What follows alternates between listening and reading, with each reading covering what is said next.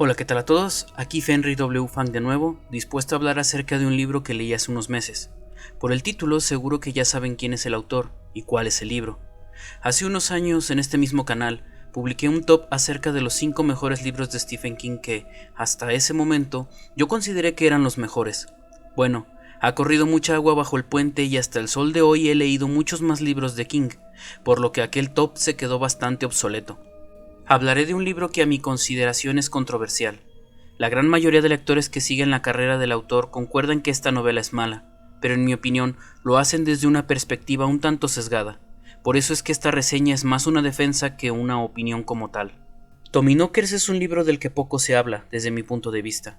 Fue escrito en una época completamente diferente, tanto para mí como persona como para el propio autor. Para nadie es un secreto que Stephen King abusaba de sustancias en los primeros años de su carrera. De hecho, esta novela la escribió en su peor etapa como adicto. Al igual que con la novela Cuyo, King ha mencionado que no recuerda mucho de cuando escribió Tommyknockers, por lo que no es consciente hasta qué punto aquel momento en su vida influenció esta novela. Para empezar, trata acerca de cómo una chica, Bobby Anderson, se tropieza con un curioso objeto metálico que sobresale del suelo en los terrenos de su granja. Al principio le llama la atención y decide tratar de sacarlo para ver de qué se trata.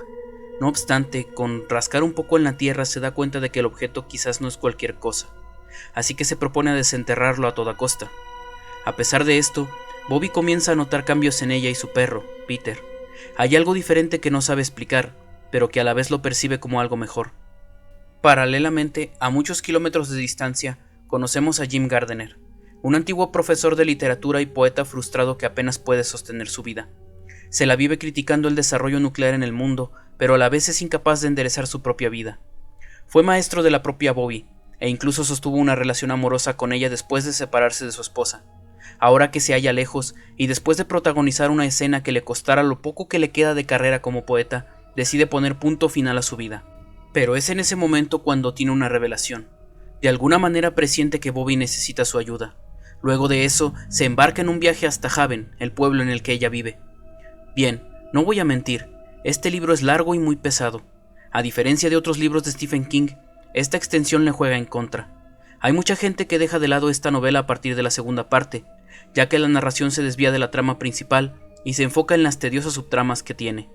Lo cual es irónico, ya que, aunque inicialmente todos los personajes secundarios y terciarios que se nos presentan no generan ningún interés, es gracias a estas subtramas que podemos entender que lo que sucede en Haven va más allá de lo que suponemos al principio. Esos cambios graduales que Bobby presiente al principio de la trama no se limitan solo a ella y a su perro Peter, sino que de alguna manera se va transmitiendo a todos los habitantes del pueblo.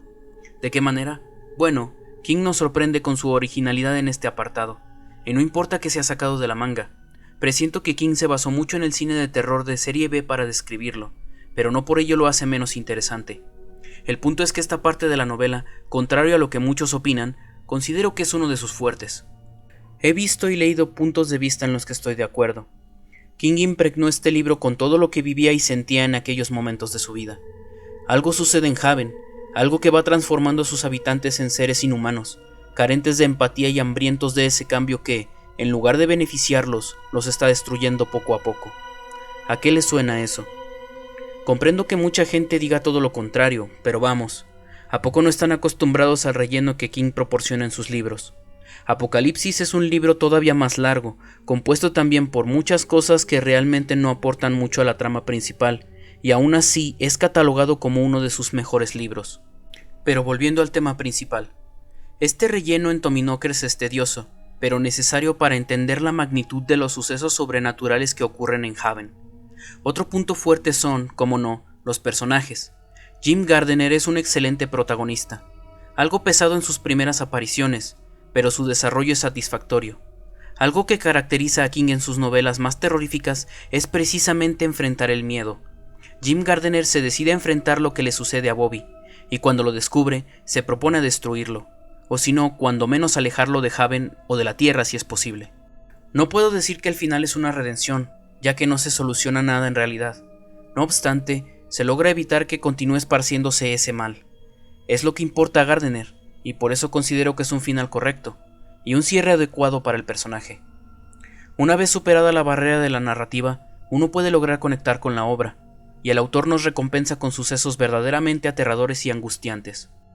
No voy a decir que es una lectura obligada de este autor, pero sí puedo garantizar que es una experiencia única. Es un tipo de terror del que casi no se le conoce, pero que es bueno cuando sabes apreciar los pequeños detalles que te brinda a lo largo de las páginas. Eso sí, no te recomiendo Tommyknocker si vas comenzando con Stephen King. Es un ladrillo. Necesitas estar acostumbrado a su narrativa lenta y descriptiva para que puedas encontrarle el ritmo. Por ahora me despido. Si llegaste hasta aquí, espero que este video te ayude a decidir si lees esta novela.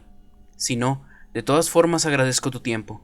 Y no, yo no considero que sea un mal libro, solo es denso. Soy Fenrir W. Fang, nos vemos en la próxima pesadilla.